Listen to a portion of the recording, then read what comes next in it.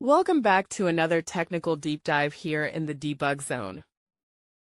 Today we're tackling a big question and breaking it down with insights from other users. Hopefully this clears up some misconceptions and helps you get the answer you need. So buckle up, stay a little curious, and let's jump right in.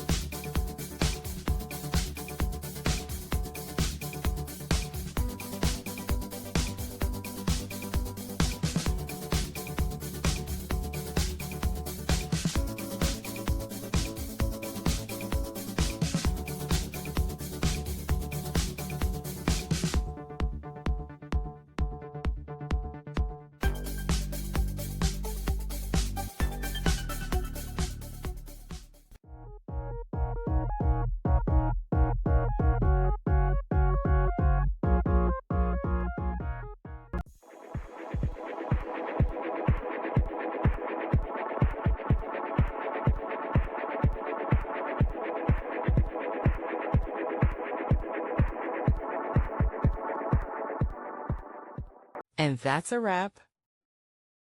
I hope you found the answer you were looking for. If you did, take a second to hit that subscribe button. It really helps out. And let me know in the comments which solution worked best for you. See you next time in the debug zone.